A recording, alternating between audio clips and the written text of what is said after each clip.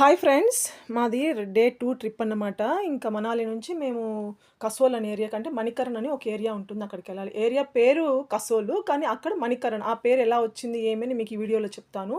ఇక్కడ మేము యాక్చువల్‌గా ప్యాకేజ్ కింద అన్నాం గదా! ప్యాకేజ్ వాళ్ళు ముందే టైం చెప్తారు. వాళ్ళకి ట్రాఫిక్ టైమింగ్స్ అంతా తెలుసు కాబట్టి ఎర్లీ మార్నింగే బయలుదేరాలి. 4:30కి బయలుదేరితే గానీ మనం ట్రాఫిక్ లేకుండా మనం ఏ ప్లేస్‌కైతే ఎళ్ళాలో ఆ ప్లేస్‌కి త్వరగా రీచ్ అవుతామని మనకు టైం చెప్పేస్తారు. టో సో, మనం ఆ టైంకి షార్ప్‌గా మనం అక్కడ ఉండిపోవాలనమాట వెహికల్ దగ్గర. వాళ్ళే రిసార్ట్ దగ్గరికొచ్చి, మనం తీసుకున్న రూమ్ దగ్గరికొచ్చి మనల్ని పికప్ చేసుకుంటారనమాట. సో, ఇక్కడ మార్నింగ్ 4:30కి స్టార్ట్ అయితే అక్కడ నుంచి వెహికల్‌లో మేము వెళ్ళేసరికి ఆల్మోస్ట్ 9:30, 10 అయిపోతుందనమాట. కసోల 80 కిలోమీటర్స్ పైనే వస్తుంది. కులుకొచ్చి, కులు నుంచి మళ్ళా మనం కసోల్ అనే ఏరియాకొస్తామనమాట.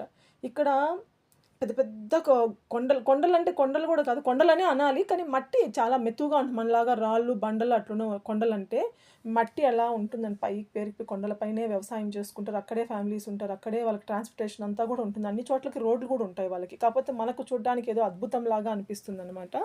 సో, మేము అక్కడి నుంచి బయలుదేరి 10:30కి అంతా రీచ్ అయిపోయినాము. ఇక్కడ స్థల పురాణం ప్రకారం ఏమంటే, ఇక్కడ వందల సంవత్సరాల క్రితము పార్వతీదేవి, శివుడు ఇక్కడ విహరించేవాళ్ళంట ఈ ప్లేస్‌లో. ఇక్కడ వచ్చారంట అమ్మవారు, స్వామి ఆది దంపతులిద్దరూ ఇక్కడ విహారం చేసేదానికొచ్చినప్పుడు, ఇక్కడ ఒక నదిలో అమ్మవారు స్నానం చేయడానికెళ్తారంట. ఎళ్ళినప్పుడు అక్కడ అమ్మవారి చెవి పోగు, అంటే ఒకటి పడిపోతుందంట, చెవి పోగు. అది పడిపోయినప్పుడు అమ్మవారు వెళ్ళి వెతుకుతారన్నమాట పడిపోయిందనేసి. కానీ దొరకదన్నమాట. దొరకకపోతే స్వామికి చెప్తే స్వామి గూడా వెతికితే దొరకదన్నమాట.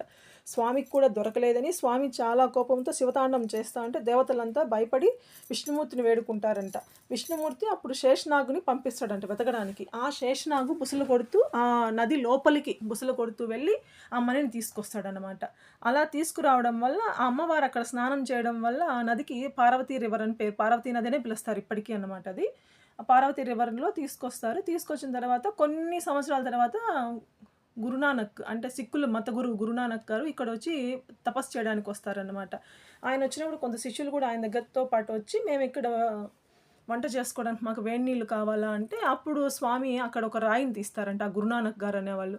రాయిని తీసినప్పుడు ఆ నీళ్ళు కుతకుతలాడుతూ ఉబుకుతూ పైకొస్తుందనమాట. ఏదైతే శేషనాగు బుసలు కొట్టారో ఆ బుసల ప్రభావంతో ఈ నీళ్ళు అట్లా వేడికి కుతకుతలాడుతూ ఉంటాయన్నమాట. అంటే 365 డేస్ ఎంత చలి ఉన్నా, ఎలాంటి క్లైమేట్‌లో గూడా 88 సెల్సియస్ నుంచి 94 డిగ్రీ సెల్సియస్ వరకు ఉంటాయంట వాటర్ ఎప్పుడు ఇక్కడ.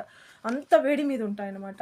ఇక్కడ మనకి చిన్న చిన్న క్లాత్ బ్యాగ్స్‌లో కొంచెం రైసు, ఇంకొక బ్యాగ్‌లో శనగలు అమ్ముతా ఉంటారు. ఆ బ్యాగ్ ఒక్కోటి తీసుకొనేసి మనం కావాలంటే ఆ వేడి నీళ్ళలో వేసి గూడా పెట్టొచ్చు. అంటే రైస్ 5 మినిట్స్ పెట్టాలి. 5 మినిట్స్‌లో ఉడికిపోతుంది. ఈ శనగలు గూడా అంతే, హార్డ్‌లీ 10-15 మినిట్స్‌లో ఉడికిపోతాయి. మనం ఒక నైట్ అంతా నానబెట్టి పొద్దున కుక్కర్‌లో వేస్తే గాని ఉడకని శనగలు అక్కడున్న హీట్‌కి 88 డిగ్రీ సెల్సియస్ అని చెప్పాను గదా! ఆ హీట్‌కి త్వరగా ఉడికిపోతాయన్నమాట. ఆ ఉడికిన దీన్నే మనకక్కడ ప్రసాదంగా గూడా పెడతా ఉంటారు. ఇలా అంతా మా అన్న వాళ్ళంతా ఉడికిస్తున్నారు. తీసుకొని రైస్ ప్యాక్స్ గానీ, శనగలు అవన్నీ తీసి మా వాళ్ళు ఉడికిచ్చారనమాట. మా అన్న అట్లా ఉడికిచ్చారు. ఇంకో అద్భుతం ఏందంటే, ఇక్కడ అన్నదానం ఉంటుంది. ఆ అన్నదానానికి వాడే రైస్ గూడా మనకిక్కడ పెద్ద పెద్ద డేక్షాల్లో సమపాలల్లో నీళ్లు పోసేసి ఒక క్లాత్ కట్టి ఆ నీళ్ళలోనే పెట్టి ఉడికిస్తారనమాట. ఇలా ఉడికిన బియ్యాన్ని మేము ప్రసాదంగా తింటున్నాము. మా అన్న ఉడికిచ్చుకొనొచ్చి చెప్పారని గదా! అలా ఉడికిచ్చిన దీన్ని మేము ఇక్కడ సిక్కుల ప్రభావం ఎక్కువుంటుందనమాట. ఇక్కడ భోంచేసేదానికి గూడా మనం వెళ్ళినప్పుడు చెప్పులు లేకుండా నేల మీదే కూర్చొని తినాలి. మన తెలుగు వాళ్ళు గూడా ఉంటారు. లోపల స్వామివారి ఉత్సవమూర్తులుంటారు. ప్లస్ శివలింగం గూడా ఉంటుందన్నమాట అక్కడ. చాలా అంటే చాలా అద్భుతమైన ప్లేస్. జీవితంలో ఒక్కసారైనా చూడాలనిపిస్తుంది. చాలా దూరం నుంచి వస్తుంది ఈ రివర్, పార్వతీ రివరు. ఇదొచ్చి కులులో మనకి మనాలి నుంచి వచ్చే బ్యాస్ రివరు, ప్లస్ ఇక్కడ కసోల్ నుంచి వచ్చే ఈ పార్వతీ రివరు 2 అక్కడ మిక్స్ అవుతాయన్నమాట కులు అనే ఏరియాలో.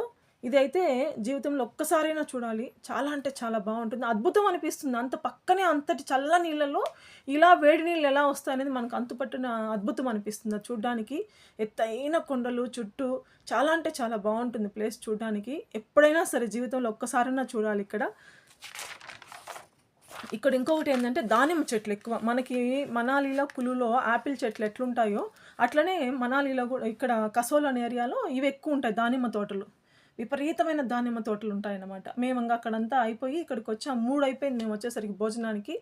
మేము మేము కూర్చున్న ప్లేస్ పక్కనే వ్యూ చాలా బావుండింది. పంజాబీ ధాబా ఉంటే కూర్చున్నాం తినడానికి. వ్యూ అంటే చాలా బావుండింది. ఇలా దానిమ్మ తోటలు, పక్కనే దానిమ్మ తోటలు అంతా పూతతో ఉన్నాయన్నమాట. దో రివర్ ఆ రివర్ పోతూ ఉంది. దాన్ని ఆనుకొని దానిమ్మ తోట. అవతల ఇంకా ఇండ్లున్నాయన్నమాట. ఇక్కడ వుడన్‌తో ఒక చిన్న బ్రిడ్జ్ ఉంది. అసలు ఆ వ్యూ ఎంత బావుందంటే, మనం కొత్త వాళ్ళం గాబట్టి చూడడానికి చాలా అద్భుతంగా అనిపిస్తుంది. అబ్బా! మనకో చిన్న చెరువు కనపడితేనే అబ్బా! నీళ్ళు ఎంత బావున్నాయి. అలాంటిది వాళ్ళకు 365 డేస్ ఎప్పుడు వాటర్ పోతా ఉంటే ఇంకెంత బావుంటుందో గదా! ఊహించుకోవడానికి. చాలా అంటే చాలా బావుంటుంది ఆ ప్లేస్. చల్లటి గాలి, చుట్టూ పచ్చదనము, ఎత్తైన కొండలు, మధ్యలో రివరు, ప్లెయిన్ ల్యాండ్ అనేది ఉండదండి వాళ్ళకు. కంటిన్యూగా ఇదే ఉంటుంది. ఒకసారి చూడండి ఫ్రెండ్స్. బాయ్. చాలా అద్భుతంగా ఉంటుంది ఆ ప్లేసు. ఇంకా మీకు రాబోయే వీడియోస్‌లో మేము ఇంకా ఎక్కడికెక్కడికెళ్ళాము, ఏ ఏ ప్లేసెస్ చూసాము అవన్నీ ఇంకా వస్తాయి. డే 3, డే 4 అట్లా వస్తూ ఉంటాయి. Please like, share, subscribe to my channel అండి.